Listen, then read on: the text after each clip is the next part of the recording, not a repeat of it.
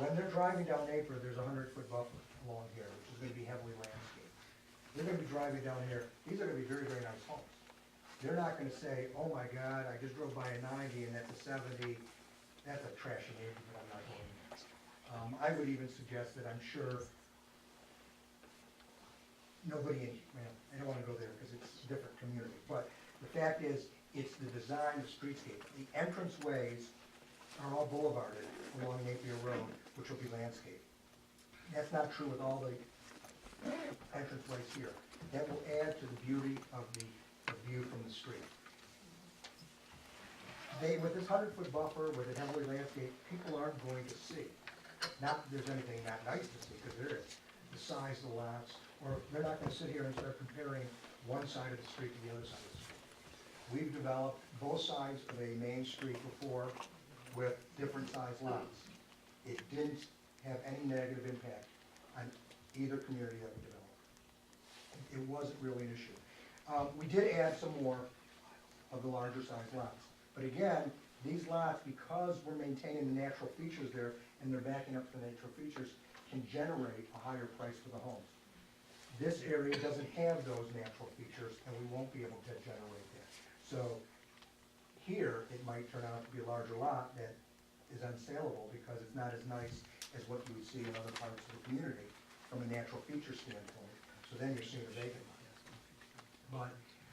But I wouldn't get hung up on so much on the streetscape being anything but luxurious.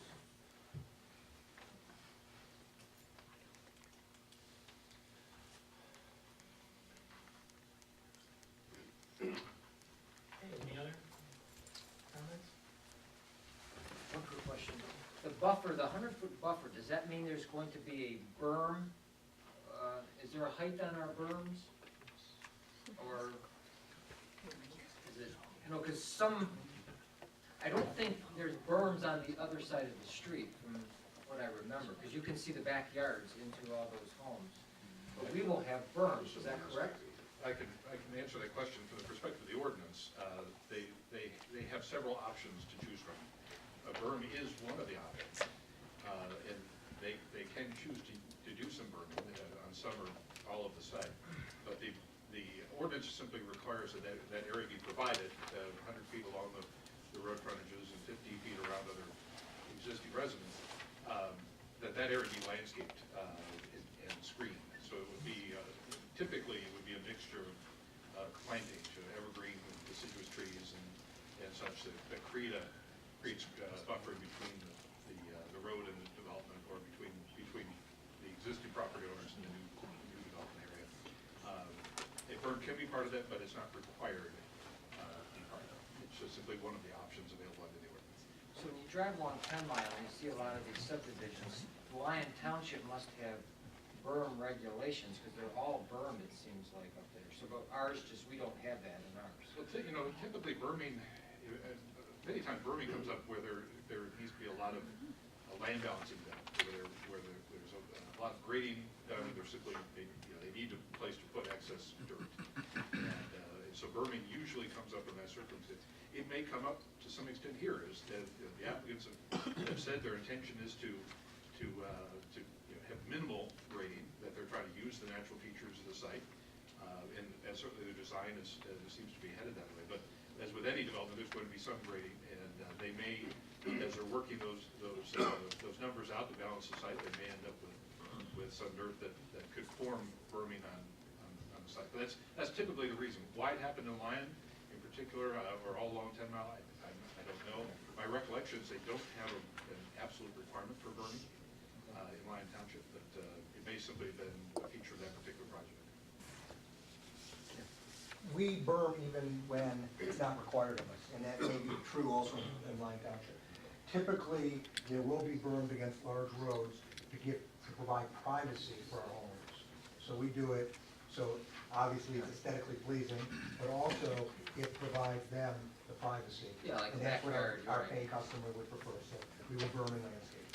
And it's probably true with South Lyon, whether or not they have a berming requirement, typically developers will do that.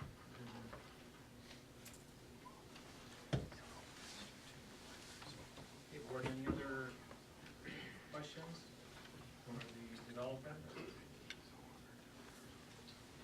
right, so we do have a motion on the table. We should probably do a, Roll call.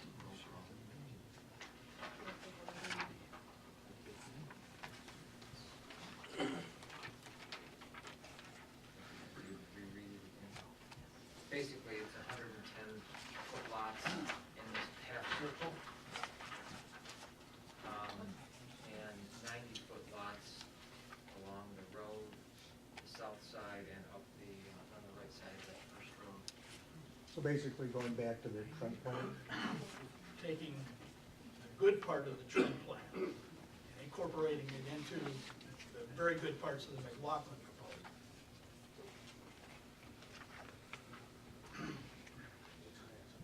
I guess I'm having a little bit of issue with 70 and 110. Yeah, I can understand where David is coming from, but I kind of more in line with compromise having a 90-foot in that horseshoe in there rather than having, 110.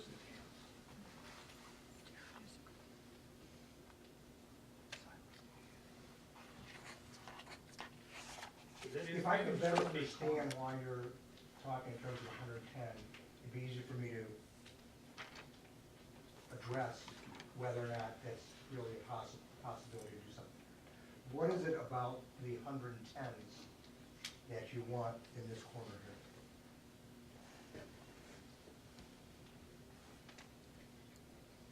If you will allow me, Mr. Supervisor, I want to respond. As I've shared earlier and last month, I think along that entire stretch of Napier Road,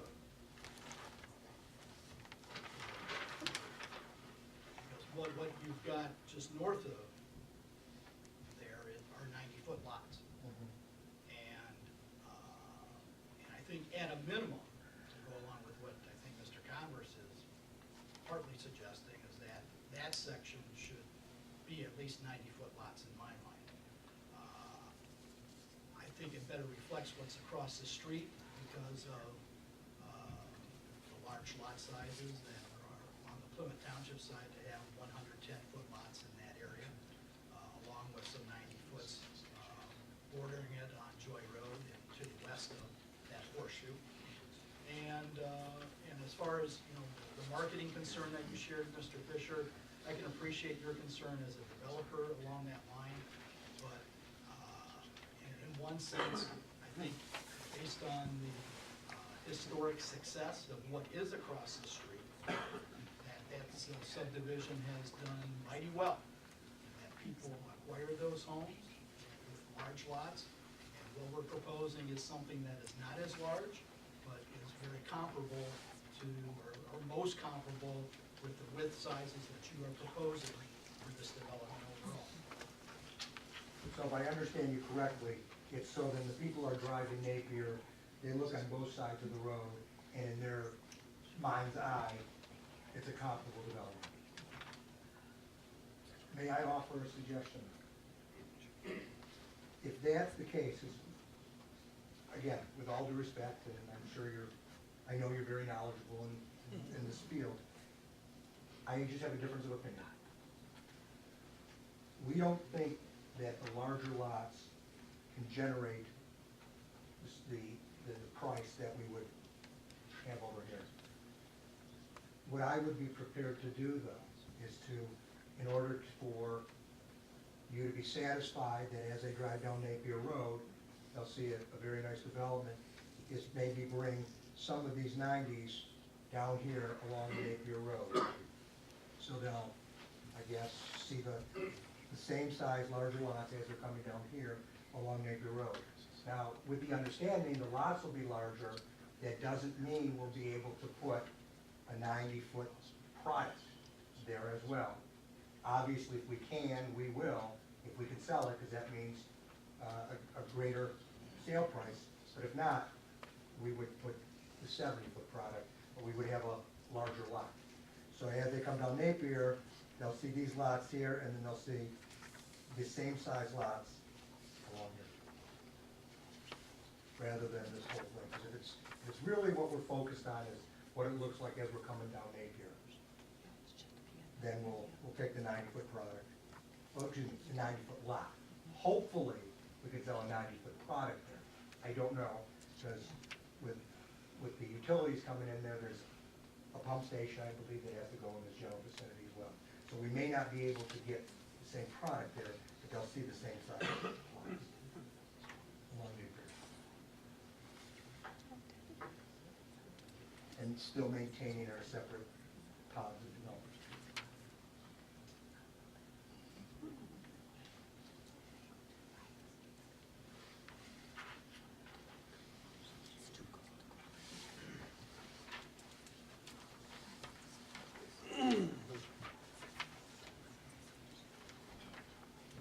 We're still seeing this.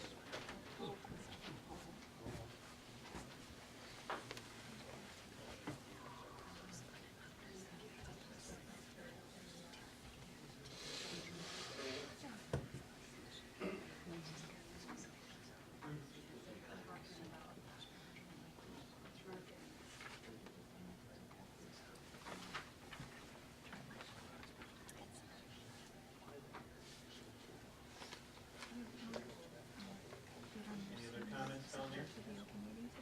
Mr. Supervisor, if I could, nobody else on the board has any comments.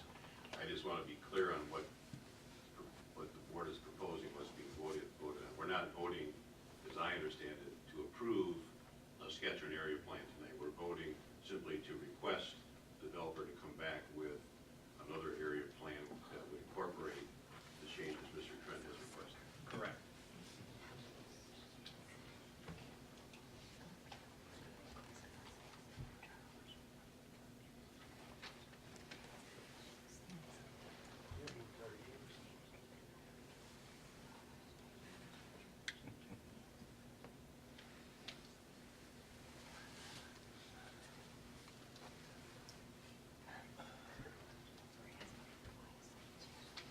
Okay, so where are we at? We still have your motion on the table. That's with the, just go over this one more time, so we have, I got the map down here. You would, Mr. Trent? My motion, Mr. Supervisor, is to take this quadrant of sketch A, with 25 110-foot lots, and 16 90-foot lots around the horseshoe. As I indicated last month, as an option or an alternative, make all of these 90-foot lots. To minimize the number of 70s, increase the number of 90s. If the developer is willing to take the 90-foot along Napier Road and just do that whole quadrant around the horseshoe, 90-footers, I could live with that. I think that's a step in the right direction. And again, as I indicated last month, it mirrors just directly north of that as well, too. And it would make everything on Napier Road consistent. These are the same. Yes. These would remain 70s? Yeah. The only 70s would be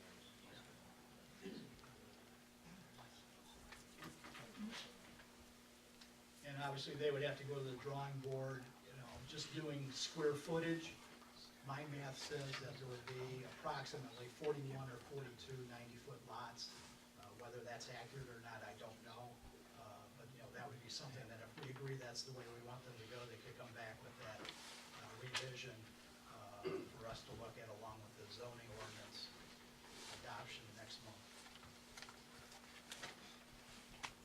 Okay.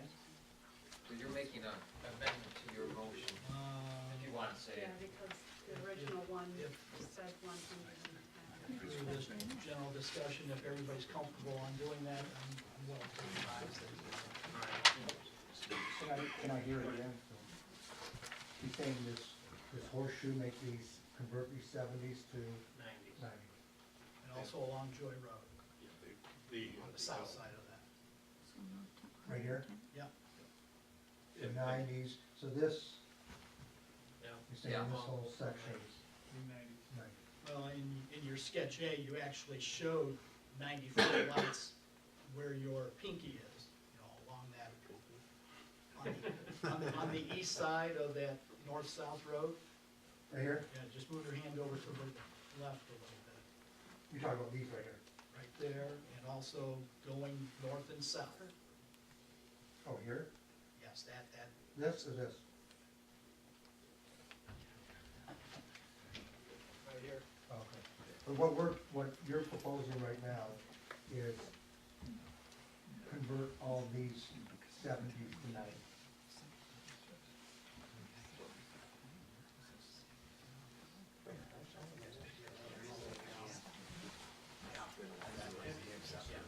No. I think that's, I'm in agreement with that. Would you amend your, revised motion, Mr. Chairman? Am I correct with what he said? Yeah, I think there's some growing consensus here that we could live with the horseshoe and the bottom there on Joy Road, 90. and leave the entry that goes north-south to the west alone, leave all those 70 footers.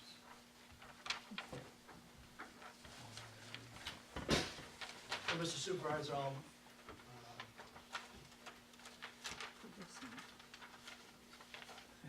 take my original motion off the floor with concurrence of Mrs. Schmidt and revise the motion to be that the horseshoe in the southeast quadrant, along with the homes on the Joy Road side in the southeast corner, be modified to 90-foot lots.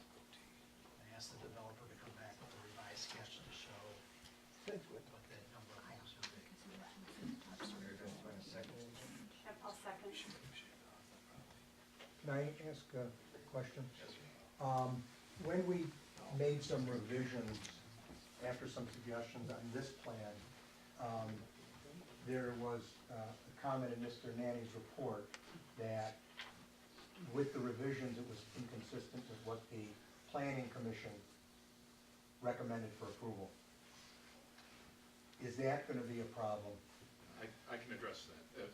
Actually, what I was referring to was the missing notes. In the right-hand column there, down at the bottom, there's deviations A through G. Right above that, there was a set of notes that addressed some setback requirements and such related to the townhouses and detached condos in northern part of the property.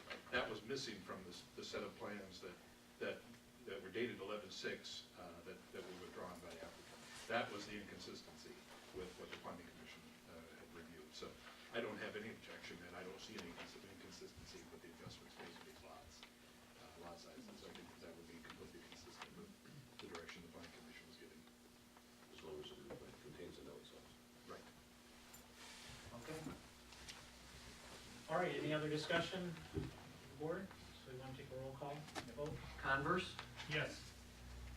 Daniel is absent. McLaughlin, Yes. Schmidt, Yes. Trent, Yes. Wensley, yes, and Whitaker. Yes. All right. Okay. Mr. Supervisor, may I make one more comment regarding this sketch B, Yes, sir. AKA the McLaughlin proposal? Jeez, you're gonna be famous here. Yeah. I'd like to move that the detached condos that are currently shown as 50% detached, that the entire detached condo community be 100% detached.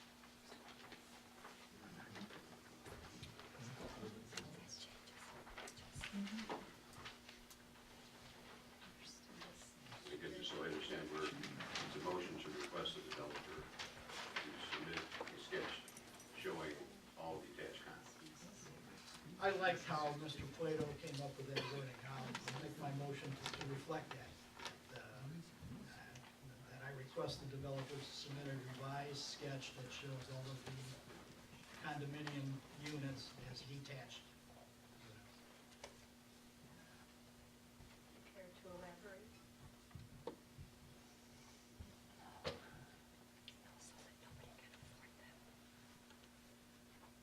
Just And for consistency say?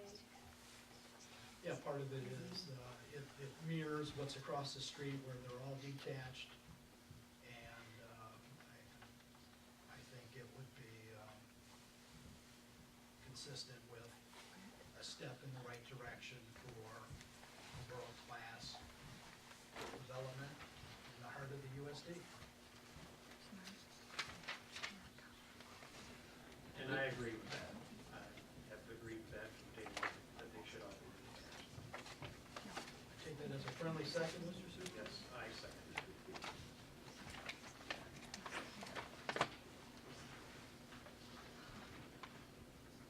Any other?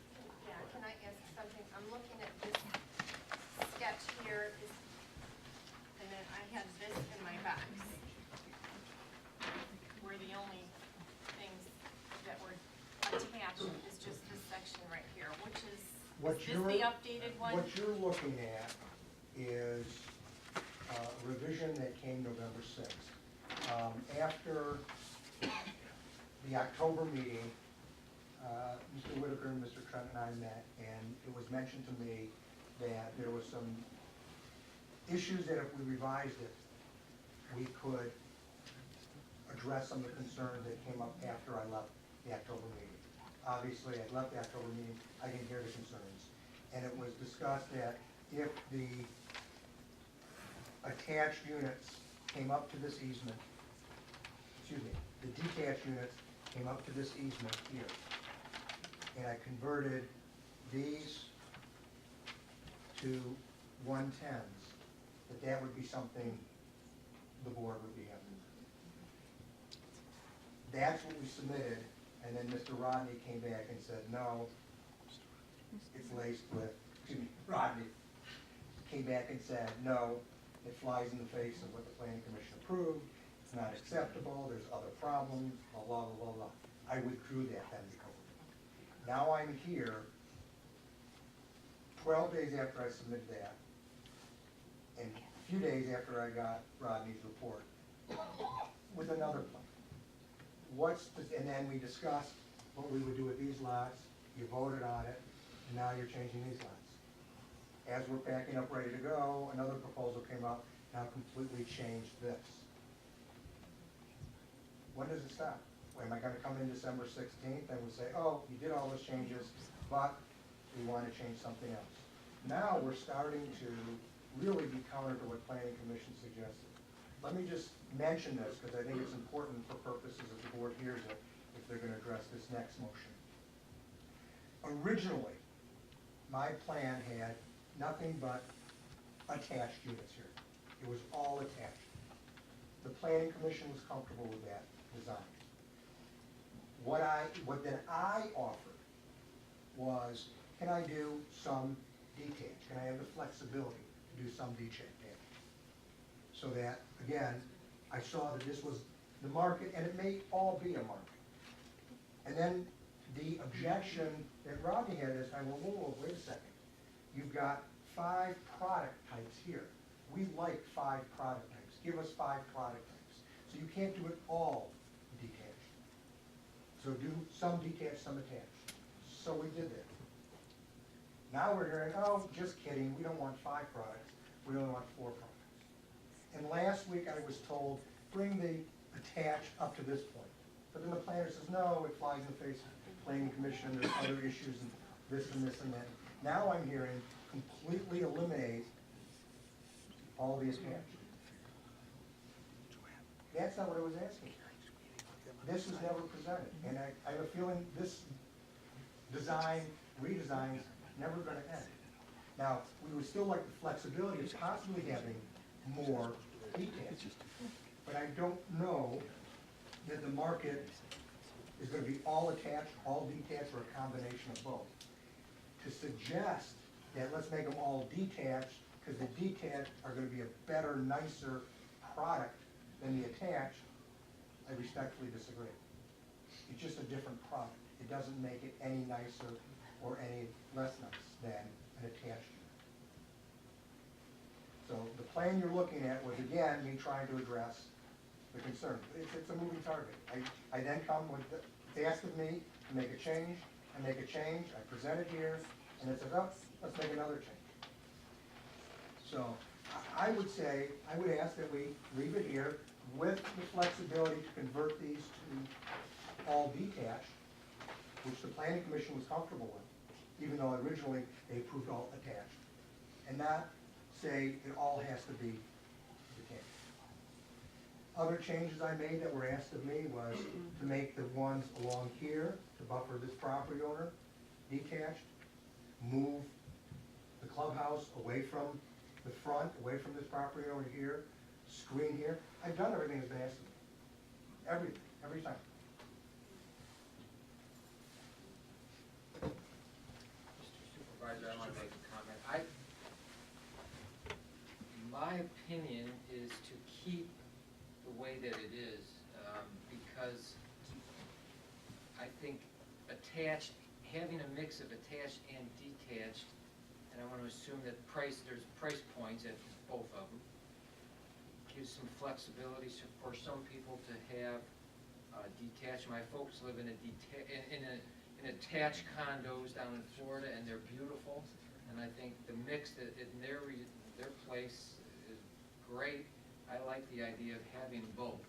So I would probably, just for our board, disagree with David on this one. Just in my opinion. I like the idea of having, you know, you have a complex like that people have options. I know some people that are older would prefer to have, to be in an attached one than a detached. So I don't have a problem with the sketch. I just wasn't sure which one to look at. Mr. Supervisor? If I may? Sure. Just kind of a couple of comments. The discussion at the Planning Commission, Fisher's correct, that the discussion at the Planning Commission was about a mix of dwelling unit types. You know, thinking about this as a neighborhood, a new neighborhood in the township, having a variety of housing types makes ultimately for a better neighborhood. And so we did recommend that there be a mix of attached and detached in the component. The Planning Commission did in their recommendation, and it's included in the notes that are on the sketch B, they did provide the applicant with the flexibility in their recommendation that they could go 100% detached if that's the way the market ended up heading. But it has been our recommendation throughout the process that a variety of condo units up there, both townhouse and detached, would be a better product overall, make for a better neighborhood when it's completed. Okay, thanks, Ron. And Mr. Supervisor, based on this discussion, I will withdraw my motion for the 100% detached and modify it to be as follows. With your concurrence to withdraw your second. In light of what Mr. Fisher was advised of after the meeting last October, after his departure, and his attempt to address some of those concerns with the revision that is not on the table tonight. But with that revision that Mr. Fisher submitted for preliminary review that Mr. Nanny cited some issues with, I actually do like that concept that is shown there. I think all the board members have it, whether or not you scrutinized it to any detail, because it wasn't part of the agenda tonight, may be up in the air. But if I'm not mistaken, Mr. Nanny, if you can help confirm this, that approximately 75% of the units that were reflected in this revision of November 6th were detached units, exactly. I would say that's an accurate. Here's, we have this in, we were prepared to offer this until we got that scathing planning report, and told us that the world would come to an end if we developed it this way. So this is the if there's- concept that if shows 75%. The of difference condos between detached. this, which was generated after the discussion, and the sketch B, was, these were 90 foots, we converted these to 110s, and then we brought the detached product up to this easement. This was the line of demarcation, so we still have the 5 products. There's considerably more detached than attached, but we have both products here, and then we converted these to, there were 5 90s, and now it's 4 110s. But then it doesn't have this, because that was not part of that discussion, it was this. Now, if we want to go back to the previous motion, where we keep these at 70s, but we design it the way I thought we were gonna present it today, this way, provided the world's not coming to an end, if it's designed this way, then I'd be happy to do that. Mr. Supervisor, I want to make my motion to use the Fisher proposal for I like the condo development from November 6th that he put together, This, and make the stipulation that 75% of the units, not to exceed 256 units per planning commission approval, be detached units. And let him come back with a revised sketch that hopefully would be reviewed by our planner prior to this board seeing it next month, to make sure that whatever issues there were with this initial sketch would be taken care of, so that it meets the criteria for our review next month. you're saying, bring this plan less the 6 detached units? If that would suffice with the I concerns. think there were 6 more units, I think that's what it was. I think it was, so you're saying, bring this plan less 6 of the detached units? For the northern component. For the northern, not the southeast one. Oh, and convert, Yeah, we're gonna go with the 90-footers in the corner and modify the condo so that they're 75% detached, still allow the flexibility for the attached condos. And, you know, initially, when we shared some of the comments that came after public comment and after the meeting, where a number of citizens came up to this board dais and gave us their input, and we communicated that back to Mr. Fisher, on the surface, because when we asked initially in September to come back with a proposal that showed 50% detached, the number of proposed units went from 287 to 256. So me, not being the expert that you are, Mr. Fisher, made an assumption that by increasing the number of detached units from 50 to 75, that we would see a resultant decrease of some number, whatever that may be. And in their creativity, what they've done is they've redesigned the road work for that condo complex in this November 6th sketch, because there are certain horseshoes and cul-de-sacs that are eliminated because you've modified the road work to get the number of detached units but still maintain a similar number, because you went from 256 to 262 in that drawing. Would you concur? no, I concur, I don't agree with your math. This is where I disagree. The planning commission recommended approval with 287 condo units. At that time, and they were all attached, there was no detached units. At that time, I said, allow me the flexibility to make some of those attached detached, provided I don't exceed 287. And I got that recommendation of approval from the township planning commission. When you wanted more attached, when we talked about bringing it to this easement, that this sketch here that we're looking at right now brought it down to 262. So it's still 25 units less than what was recommended by approval for the planning commission. So it's, I see it as less units, not more. It's 262 as opposed to 287. I think what you're suggesting is that sketch B, before you asked me to revise this, sketch B had 256. Correct. But both numbers are far less than what the planning commission recommended for approval. So I would suggest that we focus on what planning commission said, that you can build 287 attached units here.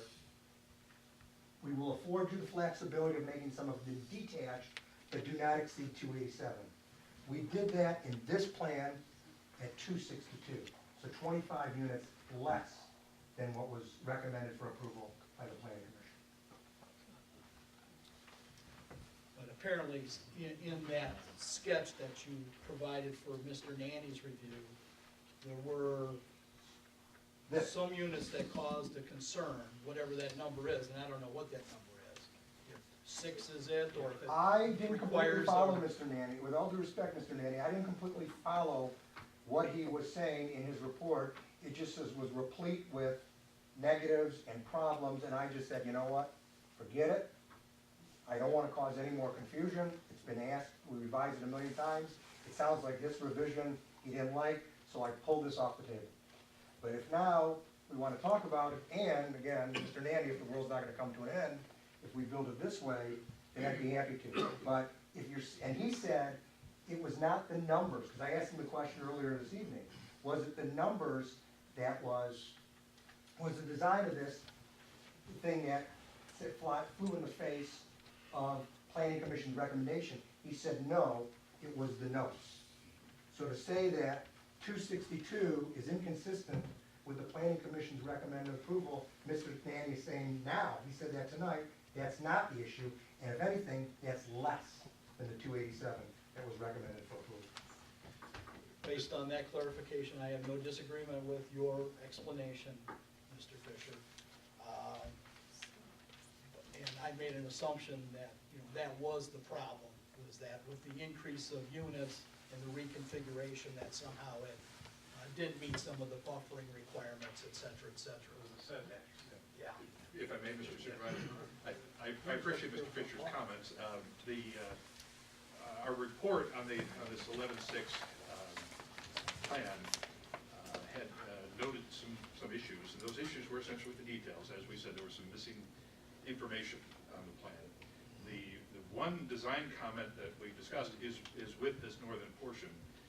What I will say in terms of the road network, I suspect this road network actually, as you see there on this drawing that's now displayed, that actually probably is more in line with what the requirements will be for the road network than the sketch B plan with the cul-de-sacs and horseshoes. But that ultimately, the roads are not approved as part of this document. So that's just an aside. The issue is a detail, but it's an important detail, and that is the northernmost row of detached condo units are intruding into the buffer. We talked earlier about buffers from the surrounding properties. There is a required buffer along that northern property line. Are you saying here? That's right. There's a required buffer along that northern property line. It's 50 feet. The units themselves are actually sitting on that line or into that line as drawn on the plan. When the requirement of the ordinance, that was actually one of the requirements that was in the notes that fell off this particular set of plans, but the requirement of the ordinance is that they be dropped back at least 20 feet off of that line. And so we simply commented that was an issue, and that's really the only design issue we noted. But that adjusting for that probably would require eliminating a few of those condo units. I think we suggested perhaps 6, and that was just simply looking at the sketch as it was designed. Ultimately, it's up to the applicant to meet those setback and buffering requirements, and how they do that is up to them. I don't have any objections to leaving the unit total at 262 and asking them to come back with a plan that has those units set at the proper locations, and you just see what they come up with. So with that, Mr. Supervisor, I think if I just tweak my motion slightly to say, I move that the condo units reflect 75% detached, and that it be similar in nature to the November 6th sketch, and that the developer resubmit a plan reviewed by the planner to ensure that the setback requirements are satisfied. And whatever that number happens to be, the number is. That's not part of the motion, but as long as it fulfills the planning commission criteria. Okay, I'll second that. Okay, any other discussion? I'm sorry, we were trying to understand what Mr. Manny said. Can you repeat the motion that's before the board at this time? 75% detached condos, Are you saying that this is the plan? something similar to what you've presented. You just need to interface with Mr. Nanny to ensure that whatever you resubmit, that it meets the setback requirements, if indeed there are setback requirement concerns that need to be addressed. So whether it's 262, 265, 255, we're not concerned with the total number of units. We just like to see 75% detached.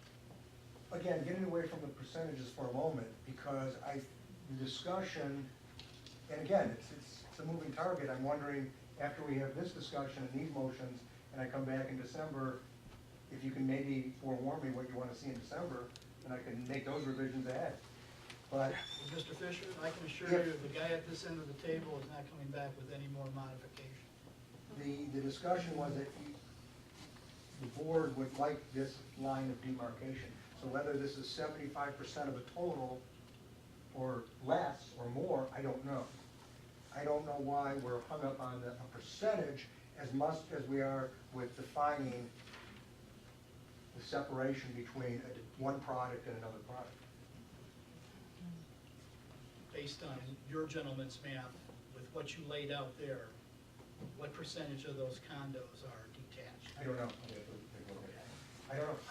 I thought you had thrown out a number before. No, I just, 75%. no, because our conversation when you, Gary, and I met was that why don't I draw it up to the easement, that would be a nice line of demarcation separating product types. And that's that's- fine. And I think just coincidentally, it happened to be right at that 75%. Yeah, but I would stay away from, I don't know. That makes it kind of hard to. Yeah, you know, I don't wanna get hung up 80%. on that number.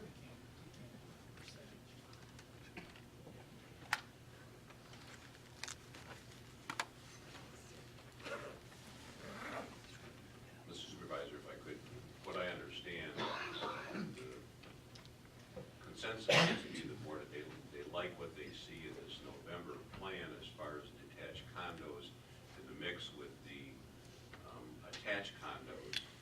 But this plan that's you're presently presenting would have to be changed to meet the setback requirements for the buffer. Am I stating that correctly for everybody? We exceed the buffer. You got 50 feet north of the buffer. North of the. And whether that changes the number, I don't know, but that's the problem on the northern edge, you have to meet that setback requirement. You're saying along here. Yes. So as I understand, I mean, the board seems to be happy with that plan as we see it with regard to the condominiums, but we have to change it enough to meet that buffer requirement.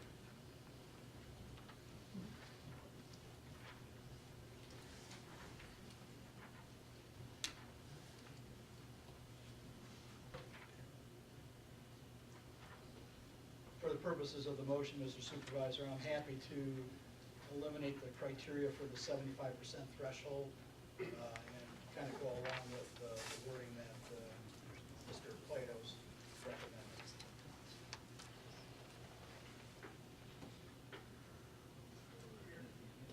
Yeah. So basically, approve in concept sketch C for the condo complex with the appropriate corrections to be resubmitted for planner review. Yeah, what I would suggest is use the date, the 6th of November date. And this is called alternate sketch B. Okay, well, let's use a date like that. So I guess the motion would be to request the developer to come back with a revised plan with regard to the northern section to reflect what's in the November 6th plan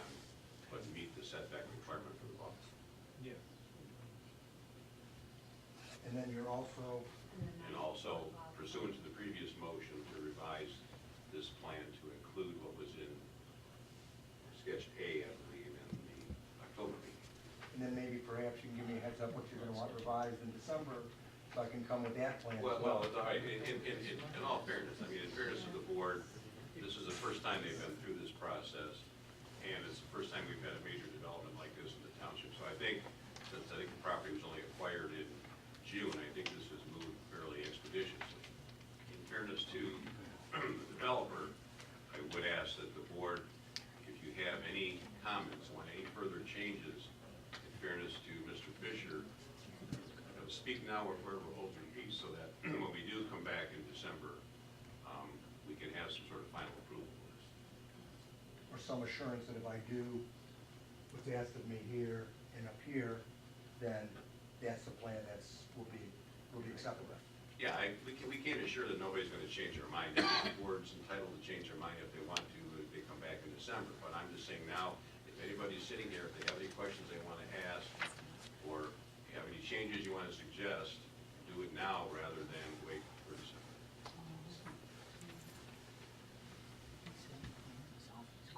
Okay. Yeah. Okay, so just to reiterate, take this alternate sketch B dated November 6th, the northern portion here as detached, and then With the proviso that you have to meet the setback requirement for the for buffer. the northern portion buffer here, and then convert the 70 footers to 90 footers. Correct. And I think that included not only the horseshoe area, if I correct Mr. Trent, but also the adjacent. The ones right here. No, just the horseshoe. The horseshoe Okay. and these, And just so Joey the Road. bottom here, and then the horseshoe. Yep.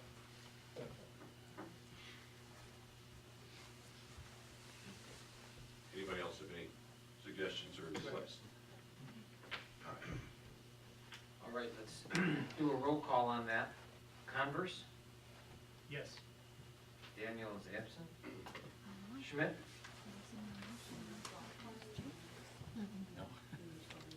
No, I'm just going down. Schmidt? Yes. Trent? Yes. McLaughlin? Yes. Wensley? Yes. Whitaker? Yes.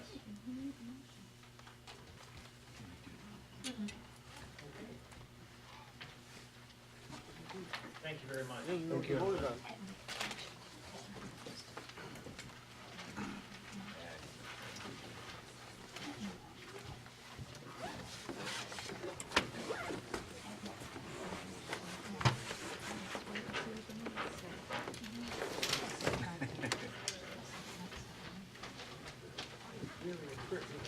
Okay.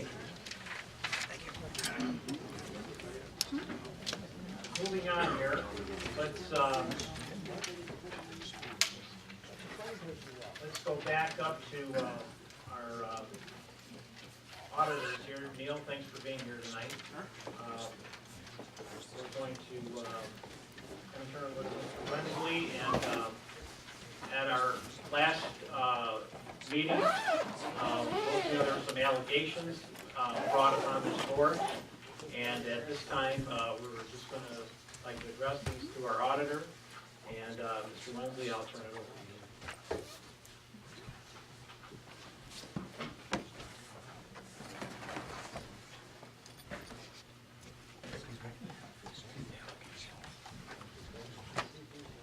Thank you, Mr. Supervisor.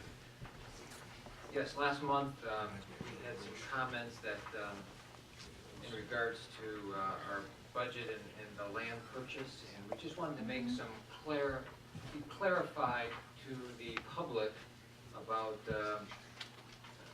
specifically what the board did with the land purchase, and so we decided to call our auditors, our professional auditors, and we welcome Neil, and he was on site here, and he's going to talk a little bit about the land purchase and some of the just budget items that he would like to talk about. So Neil, you have some time, so go ahead.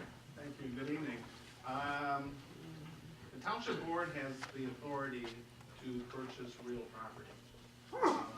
If the real property is purchased with a governmental type fund, like a general fund or a special revenue fund, it's a legal requirement in the state of Michigan that you budget for it.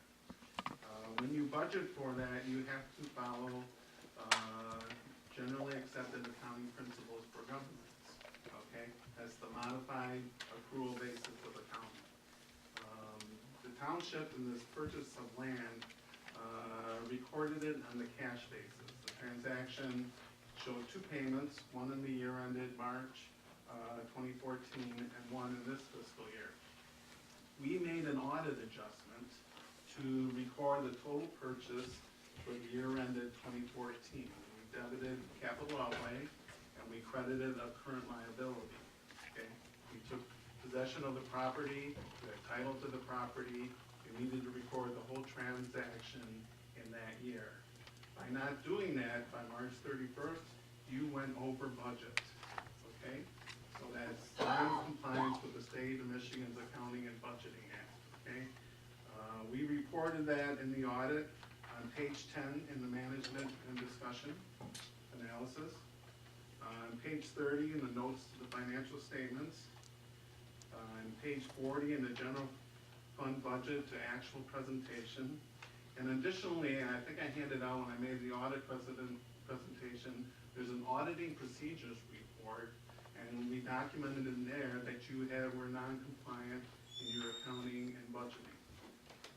So it's an easy mistake, the dollars are big, but you should have recorded the whole capital outlay in the year ended 2014 and not split it up into 2 years. So because you didn't have perfect knowledge of the accounting rules, you made a mistake. It was pointed out in the audit, it was pointed out to the state of Michigan. All right, let me just be clear, I mean, interrupt you, but let me just be clear on this. So we made our first payment in last year Correct. of, how much money was that? $810,000. $810,000. So we made that payment, at that time, we should have amended the budget. You should have amended the budget by March 31st, 2014, to show Which- the total purchase price. Correct. Which we did not, but in this new year's budget, we did for the second payment, have it in our budget. Correct? All right. Yeah. So that would be on the cash basis. So you cut a check last year, you cut a check this year, that's the cash basis of the contract. So the question is why would we have to pay for it in the first year's budget, Well, last you're year's not paying budget? for it. You're the acquisition of the property, so you should show 100% capital outlay for the purchase price, okay? And set up a payable for the balance that was due this year. Because the economics of the transaction is you acquired the land last year. Right. You should reflect that in your financial Right. statements. Right. And that's what you explained to us when you did the audit. I appreciate that. Okay, I didn't mean to interrupt you, but I just wanted to make that clear, what we had did on that. Correct. And it's my understanding, you budgeted for this year, you're gonna amend your budget to reduce down the capital outlay because you've already recorded for the transaction. Right. Okay.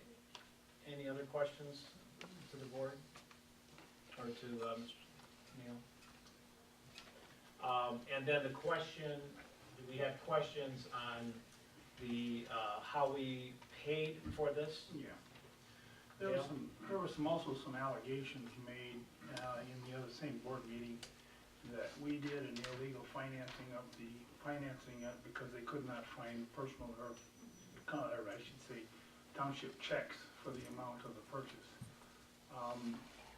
There were never ever any checks written for the purchase of the property. What had to be is that this property was required by absolute title, that money be wired to them. So what we did is we sold a bond. The bonds were recorded in the messenger. They were publicly recorded, which bonds were sold to cover the purchase prices. And that money was wired into our account, and then was immediately wired over to absolute title for the purchase of the property.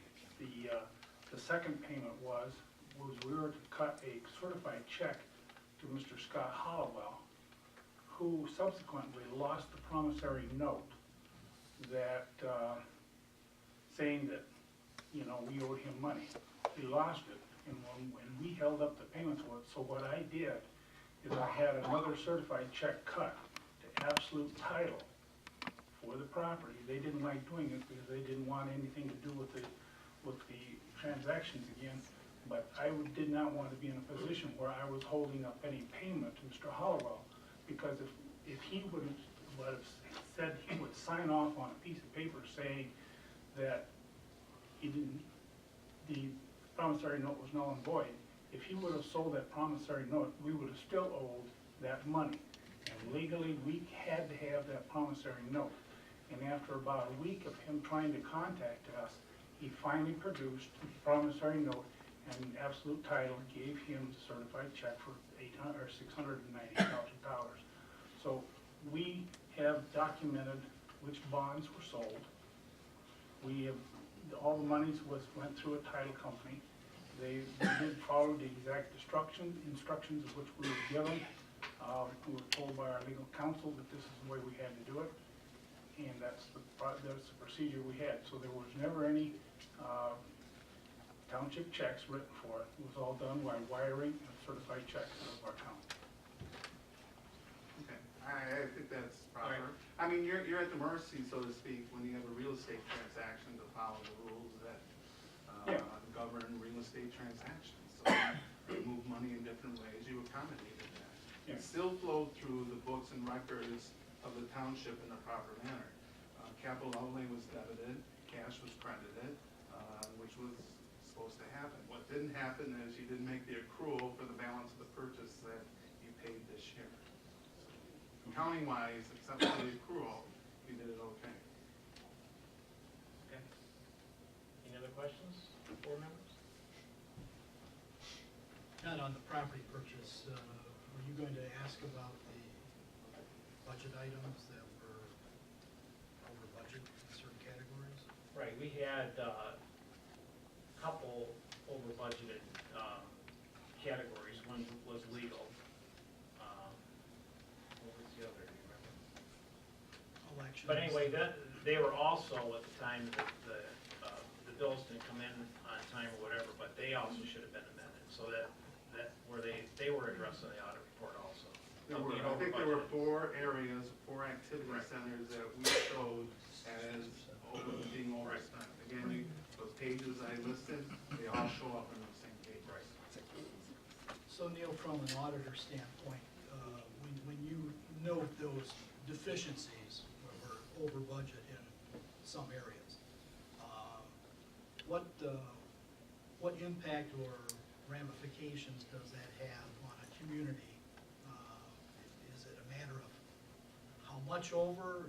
Does it depend, in a case like ours, where we've got $8 million in the bank, where it's, not an issue of the township being insolvent?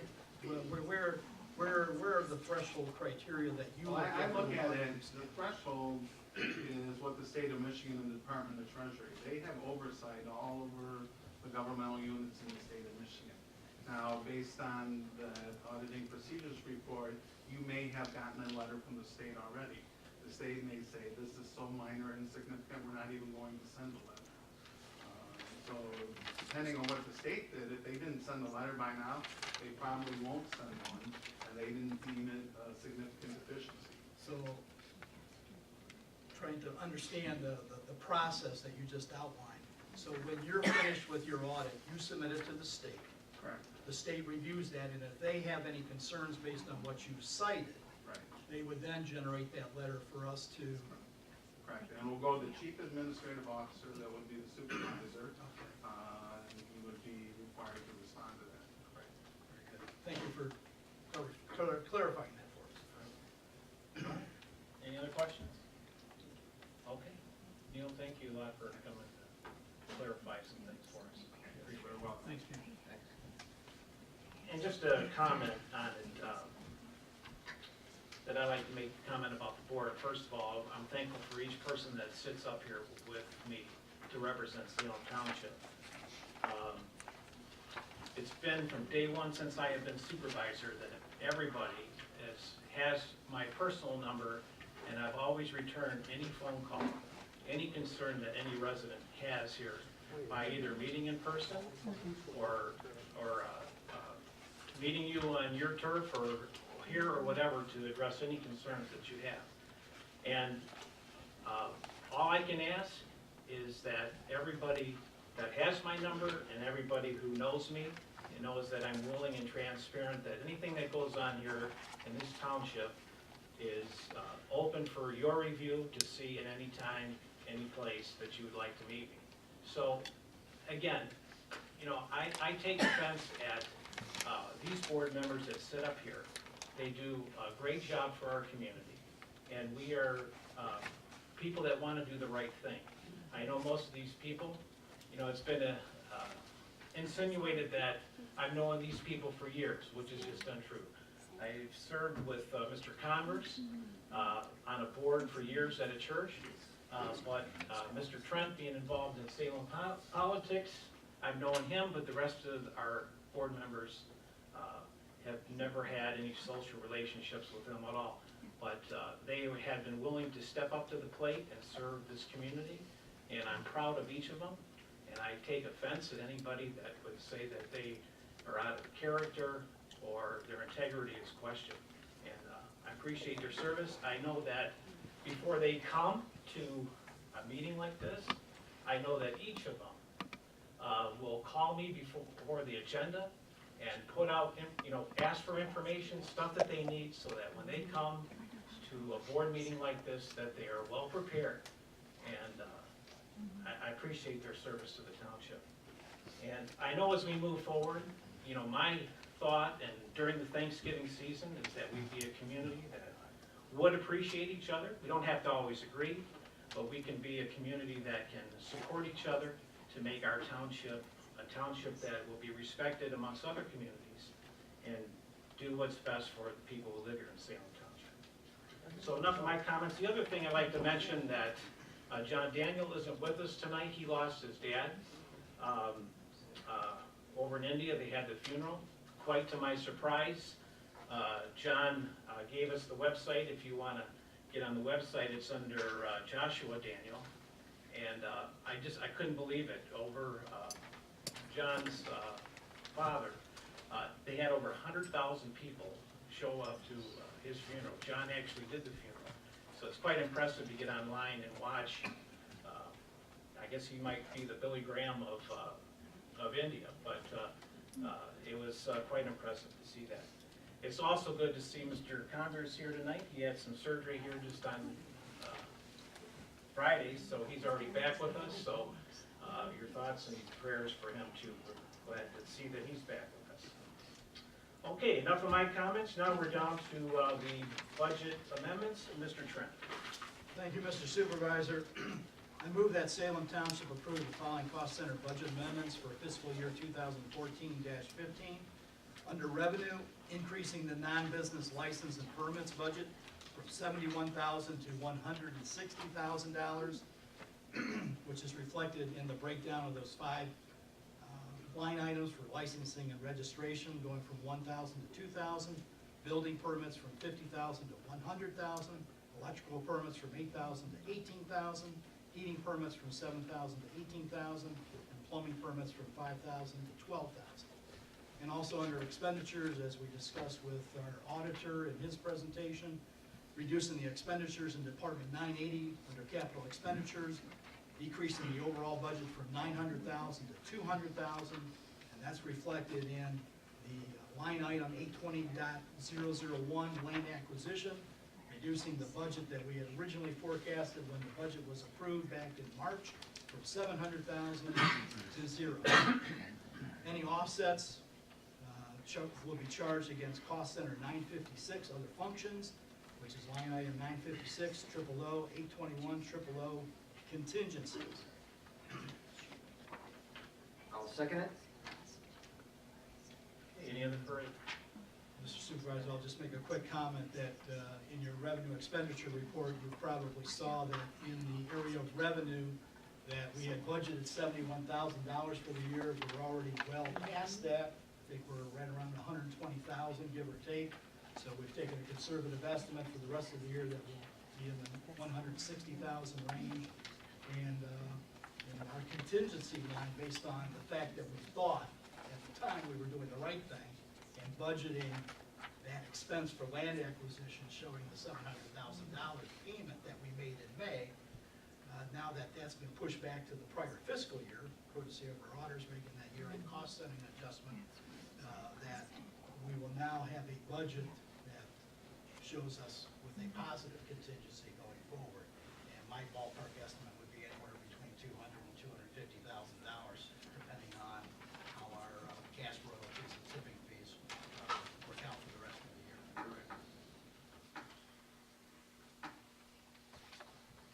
All right, thank you, Mr. Trent. And so we have a second on that? Second. I'll second it. Any other discussion? All those in favor say aye. Aye. Any opposed? Motion is passed. So we're down to administrative, under the ZBA. I move that Salem Township approve the following appointments to the Salem Township Zoning Board of Appeals to complete the unexpired three-year term ending 12/31/2015 of Linda Rice. Have a second on that? I'll second that. For Cal Lockland, I don't know if I mentioned his name, sorry about that. Cal Lockland, a second on that, okay? Cal's here tonight, isn't he, or Dee Lee? Cal's in the back there. Most of you know he's our president of the Flag Day Committee, and a lot of volunteer work here at the township, and we appreciate him stepping up to the plate for this, so. Okay, all those in other discussion? All those in favor say aye. Aye. Any opposed? Motion is passed. Okay, I move that Salem Township appoint the following for the Salem Township Planning Commission for a three-year term beginning January 1st, 2015, and ending December 31st, 2017. Augie Fernandez for this three-year term. Augie, I don't know if most of you, Augie's right here in the front row. He's committed to do some other services here in the township for us under the fire department negotiation contract that's coming up. And Augie's lived in the township for, how many years you've been here, Augie? 14. 14 years. And we appreciate his willingness to serve on our planning commission. He'll be replacing Casey Kelly, who decided not to be reappointed. So, do we have a second on that? Second. Okay. Any other discussion? All those in favor say aye. Aye. Any opposed? Okay. Down to the snow plowing contract. Mr. Trent. Mr. Supervisor, I move that Salem Township approve extending the contract of Ultra Unlimited Services in the amount of $8,200, covering free payments as follows: $6,000 on November 19, $1,100 on January 15, and another $1,100 on March 15 for snow removal per the bid specifications for the 2014-15 winter season, and waive Section 8A of the Salem Township Purchasing and Bid Policy that requires 3 bids be obtained. I'll second it. Mr. Supervisor, for the remembrance of the board, Ultra Unlimited Services, which is owned by a sole proprietor here that lives in the hamlet, Sharon Bell.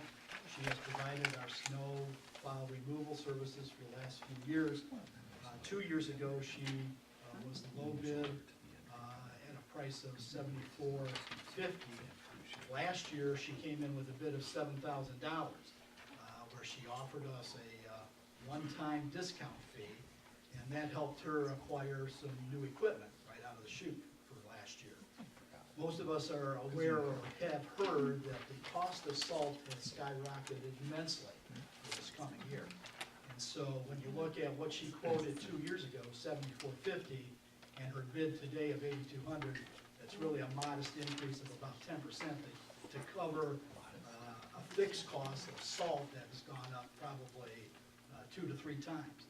So in light of the reason for this increased payment up front is to help this small business person who's been doing a great job for us for these last few years, be able to acquire the resources that she needs to do her business and take care of the work here at the township. So that's the rationale for this proposal. We've had a good working relationship with this vendor, and this is part of that going forward, that I think it's a win-win situation. Modest price increase from 2 years ago, and we're able to help her ensure that she can get the supplies that she needs to help do the job around here. And you also want to remember, board, I know last year, it being such a horrible winter, I don't think there was one complaint. Usually you're always not first on the list, but I don't think anybody complained about, with all the snow we had, that our walks were clean and salted in a very timely manner, so.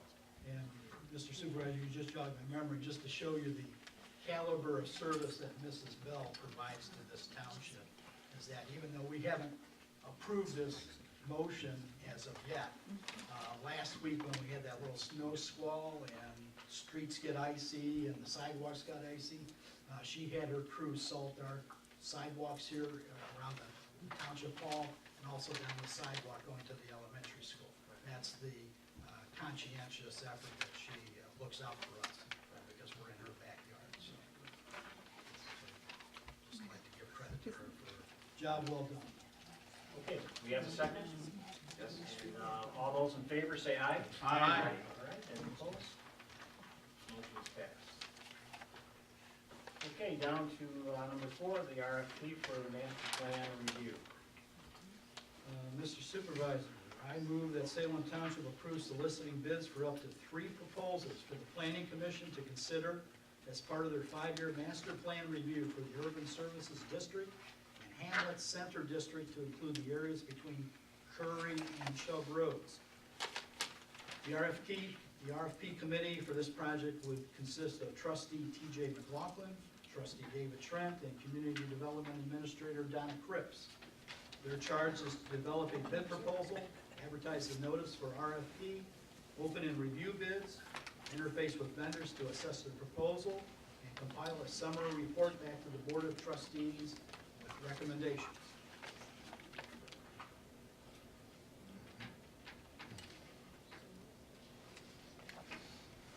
Do you have a second? I'll second. Mr. Supervisor, this has been a topic that's been of concern to me for the last several months. It's been heightened because of the activity that the Planning Commission and we as the board have had to undertake with the review of the PUD residential project from Salem Springs that we visited tonight. And in light of potential ongoing development that's being considered by some possible buyers of property in the USD, a recent zoning application to rezone some property in the USD to residential that'll be coming to the Planning Commission probably next month.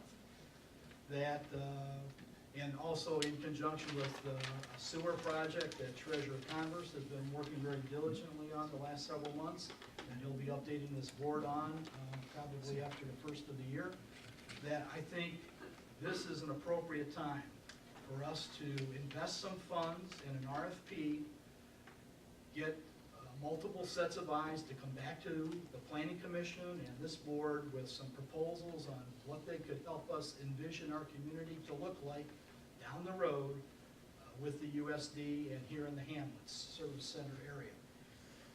When you look at the concept of the USD that was devised 20 years ago, the world has changed greatly in the last 20 years.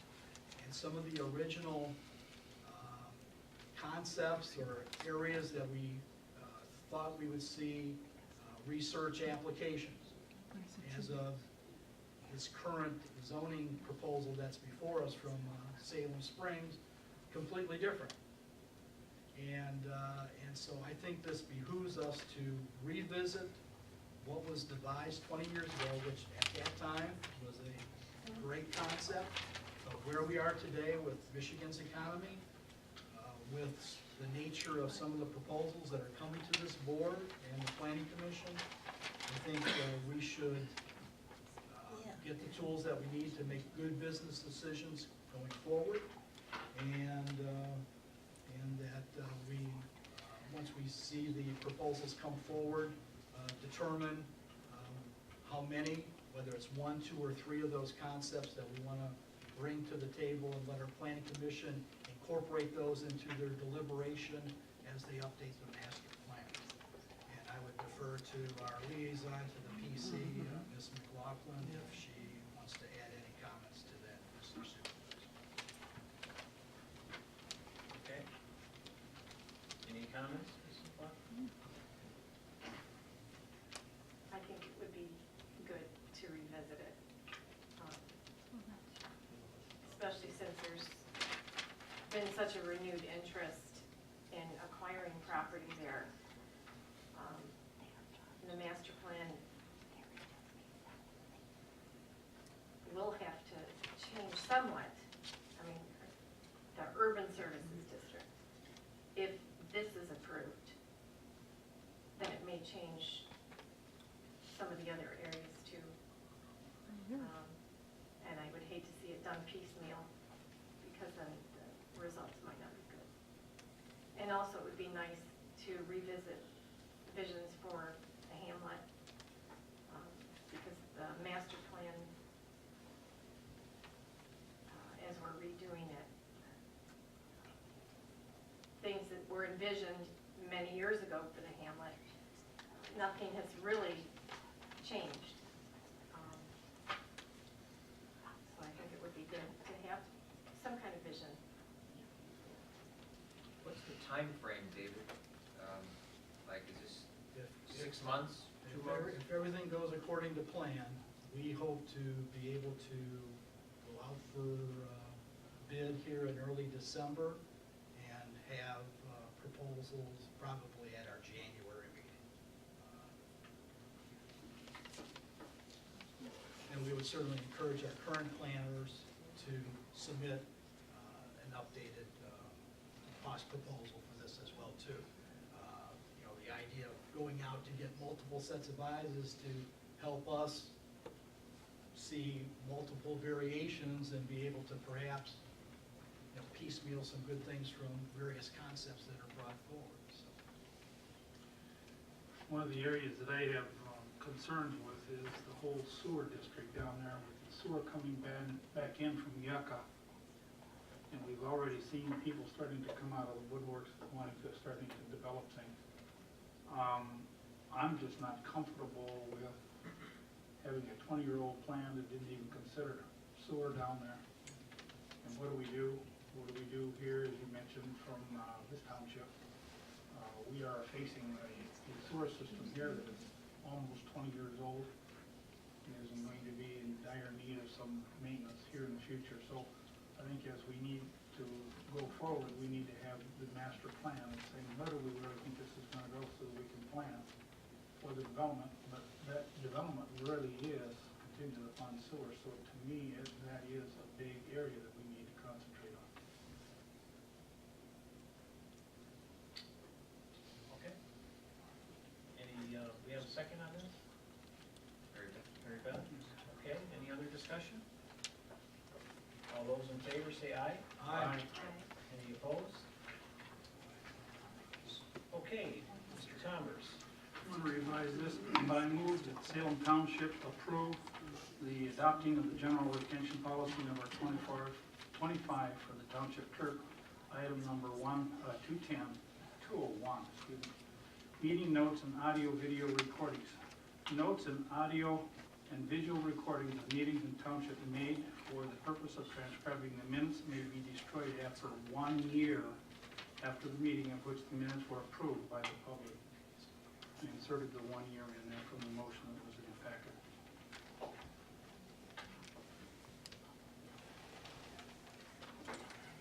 So just, hold on just a second, so we take the word, the meeting, and just put after 1 year at which the minutes are approved. Okay. Yeah. Mr. Supervisor, Supervisor, I'll support the motion, and I'm desirous to hear Mr. Converse's rationale for the interval change. Well, I think it probably behooves us to have some of these records on hand for a while, if there is any contesting.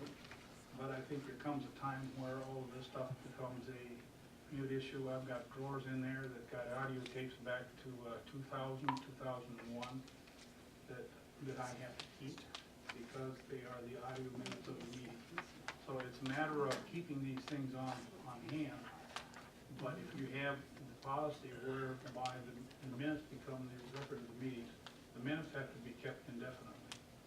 So that means why do I have to keep both the audio and the record minutes? What this is what I'm saying here is after that time frame of 1 year, where at least you can go back to if there's issues that are coming back up, that it will be fresh enough in people's mind that we could come back and at least look at those records to make sure. But to have these records continue on for infinite is not needed.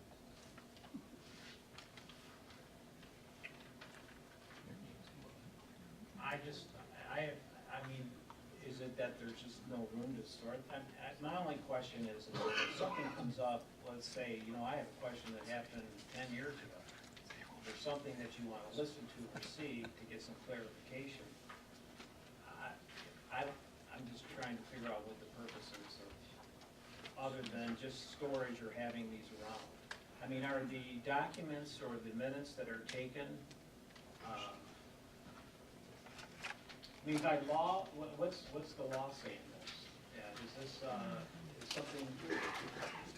I'd have to look at the time frame. I mean, certainly the township's allowed to have a record retention policy where they, pursuant to your own policy, you can destroy records after a certain period of time. I have to look to see what that is with regard to recordings of minutes. I would question whether 1 year is a long enough period based upon the issues that could come up.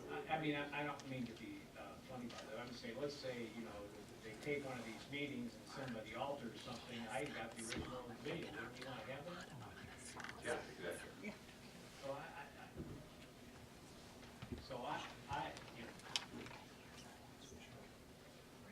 Other than if we don't have a, we can date a storm somewhere if we don't know where the storm. So we do. You have to ship these boxes off to Court Storage. Then we can get them if we need. How many years have you obtained these back so far? Minutes we have to keep on. I can't speak specifically, but the state has rules Yeah. that I should say guidelines that most municipalities follow. Like closed session meetings, basically here they have destroy 1 year and 1 day. So, and it goes through each, yeah, and so each different thing has its own. According to this that we put in the board packet,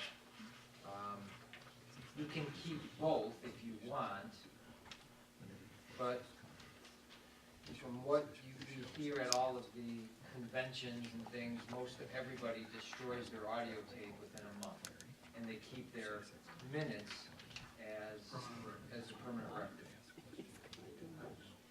From a litigation standpoint, I would be very leery of retaining something only for a month. Yeah. I mean, the longer, if you have the capacity to store it, then the longer you can retain it, the better.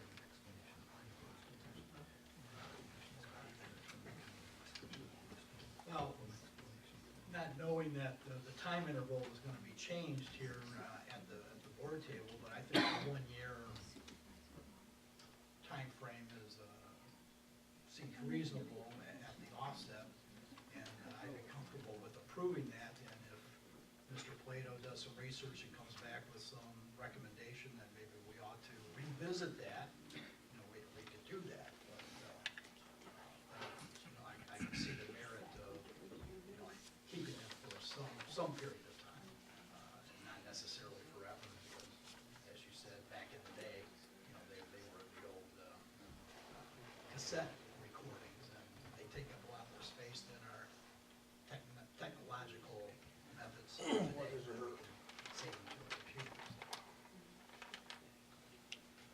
to illustrate this point, Linda's back there and she left a plethora of 3.5-inch floppy disk drives with, put everything on Quicken and, what was the other one? Quicken and, anyway, Fund Balance. Where's a computer to even read it with Quicken and Fund Balance on it? I happened to find one, so I squirreled it away in storage, so I do have a computer with all of these old disks. They're in a box. But for what reason? Just a question, can't that data be saved on to some other media form, this is a hard drive? But most of these are all financials, and by state legislation, by state law, they have to be kept for 7 years. They've gone past the 7 years, and I thought, well, I'll throw them out. But then I'm coming back saying, well, do I really want to throw them out if I don't have any other records that officially comes back and says, I'm just having a lot of trouble just saying I'm going to throw the data away if I don't have something to say that I can't. Well, that's what I'm saying, rather than have all these floppy disks around, you convert those to some other forms of media, so to save them in some other digital fashion. No, because it's like, what version of fund balance do we want, do we have? I don't know. And is there really a purpose after the legal amount? I mean, if it's 7 years, why keep things back 20 years ago? I mean, I don't see a purpose for saving anything beyond 7 years. okay. But the proposal is about meeting minutes, not financial. Right, exactly. The audio. And if Just the audio. And we have storage, we have a storage place now. I think it's a good idea to hang on to them for a longer period of time, because we have the recordings. If you want to be able, if someone wants to be able to go back in the past 10 years, they can. You know, if space is a problem, can they be put on something smaller? Okay. Any other discussion? Unless we want more of a legal opinion or something like that. Unless you want to defer to the next meeting, we can have a legal opinion.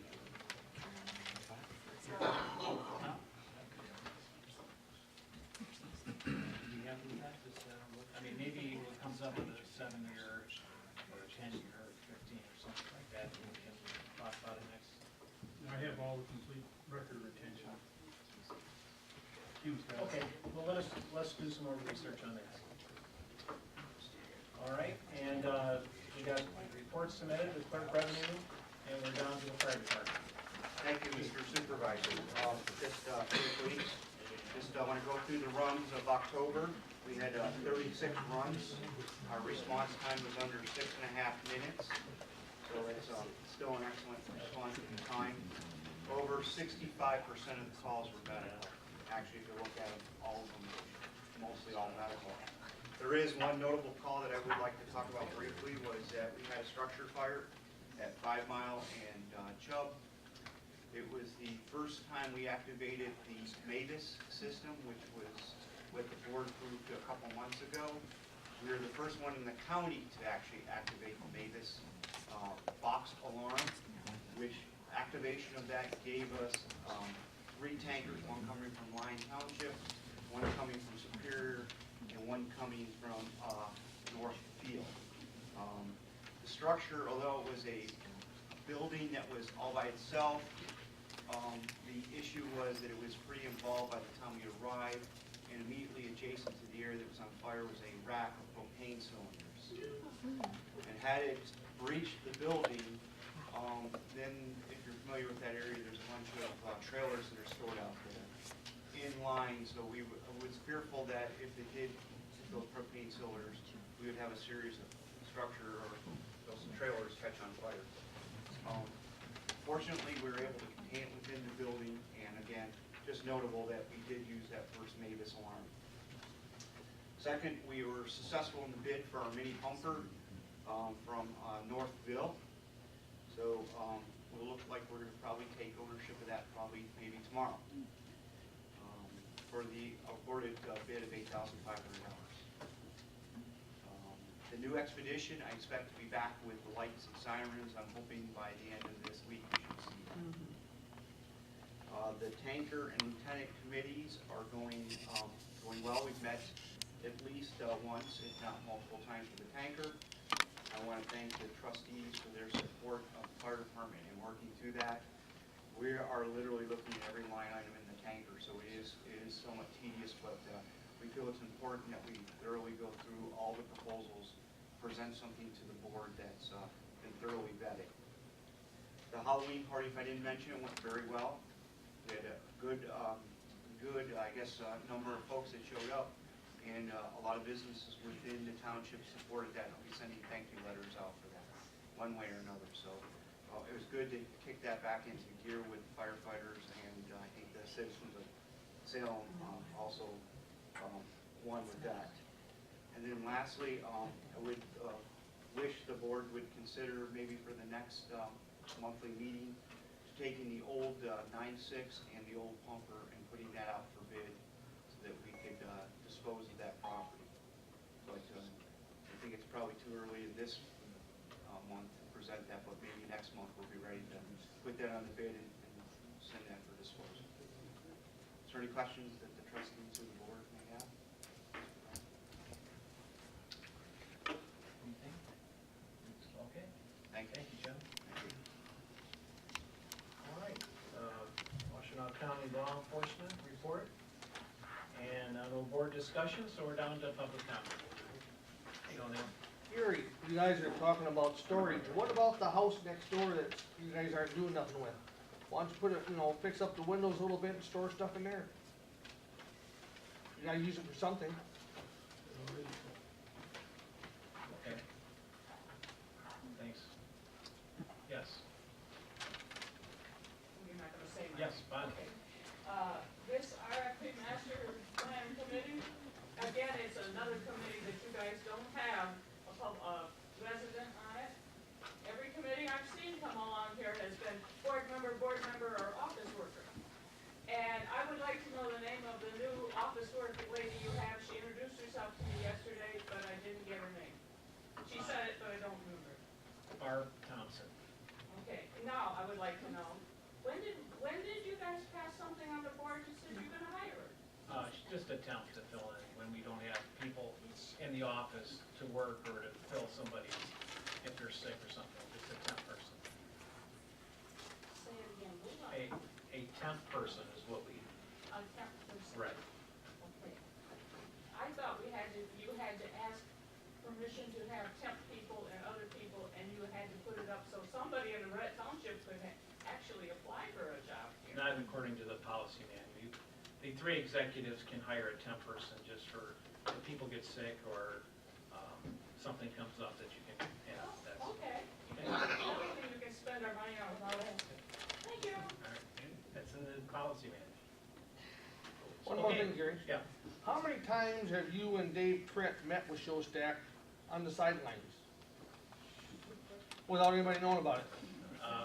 Because it was brought up here tonight. Right. And is that your job to meet with them on the sidelines? Aren't they supposed to go in front of the planning commission? We passed that committee rule back, I don't know when it was. A year ago? 2 years? Year and a half ago? 2 years ago, I think, before we. I can get you the information on that. Yeah, but why worry about the planning commission if you and Trent are gonna do everything? We're not making any decisions, it's just the stuff that they're bringing to us and showing us. Well, in other words, you wanna okay it before it goes to the planning commission? No. In other words, No, you know, now it's why are not you guys right. sticking your nose in on planning commission stuff? That's what's happening. That seems like what it is. Yeah, I mean, how many times have you met with LRS personally and to yourself before it ever went to the planning commission? I mean, your I was phone asked to bill stay- must, I've asked to stay out of that, and I have, so. you have not. Yes, I Even have. Raymond It was brought up Latimer's tonight. letter says, myself When I- and Gary Whitaker met When it we- over and over and over When again. we first started that, yes, you're right, but then you asked me to stay out. September, she just picked up a letter from September, it said Gary Whitaker. And you got a letter from me? No. No, it was from Raymond Okay, Letterman thank that said he met with Thank you and Okay. DEQ. Anybody else? Yes.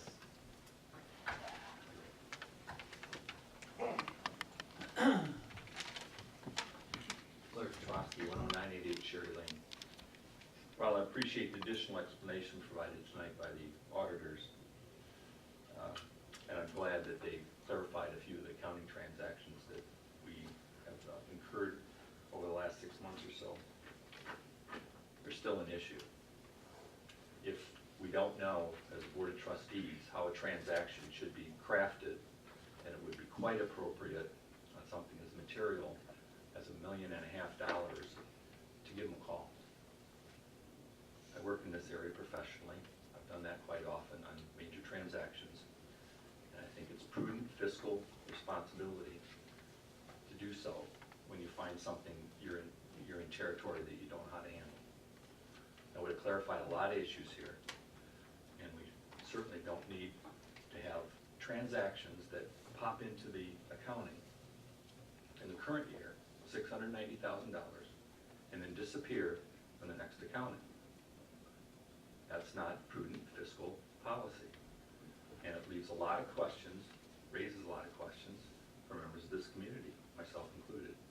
So I think those were perfectly appropriate questions to raise. Not accusations, just issues that this board needs to address. Very appropriate.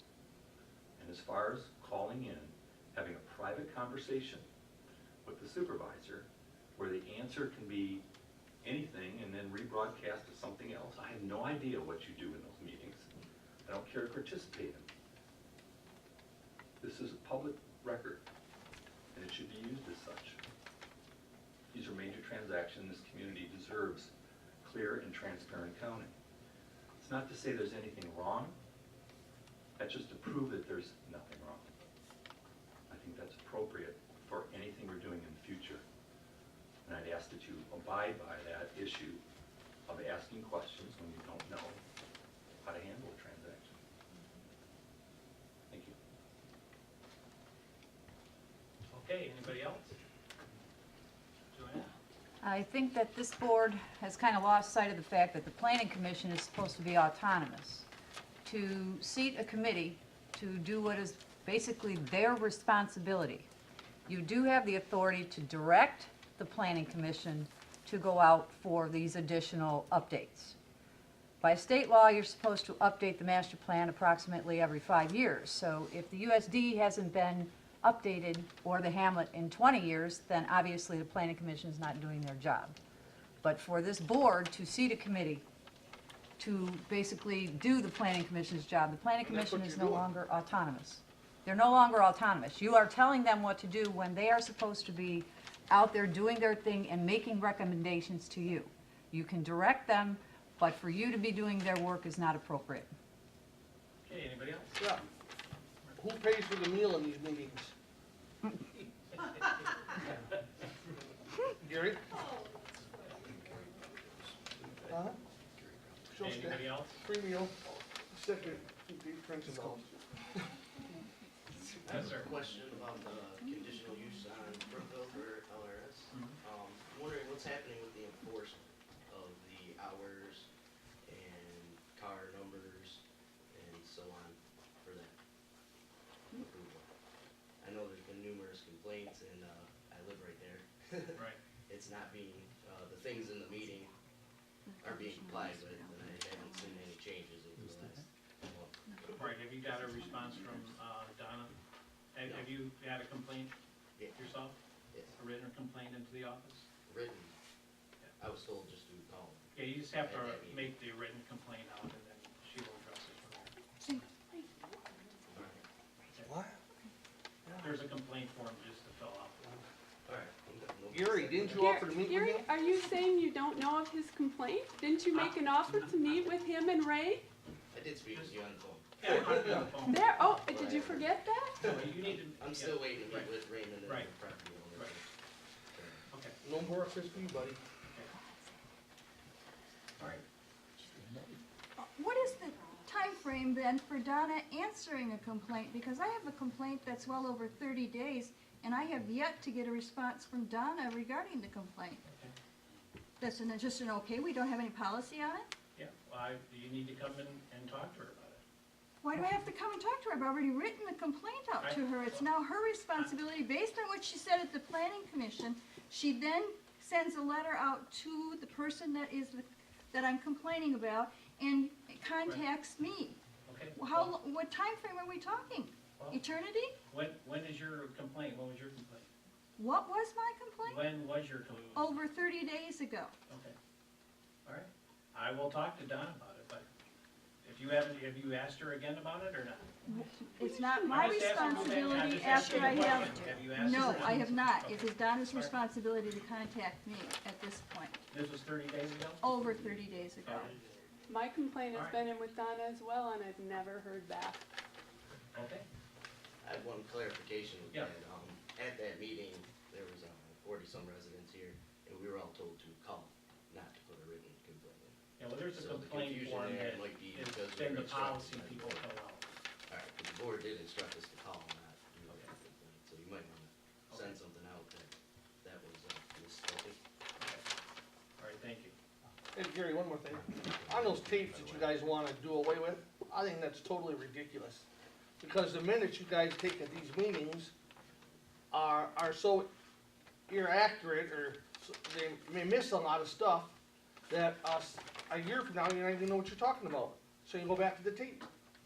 I think it's really, I won't say the word, it's ignorant to get rid of those tapes. But you guys will do it. The media's, Ed brought up a perfect point. Media's gotten small enough that you can archive a lot of stuff on something you can put in your wallet. So there should be something that should be able to be done with his recommendation on record retention. Okay, anybody else? All right, I hope everyone has a wonderful Thanksgiving. Thanks for being here. Meeting adjourned.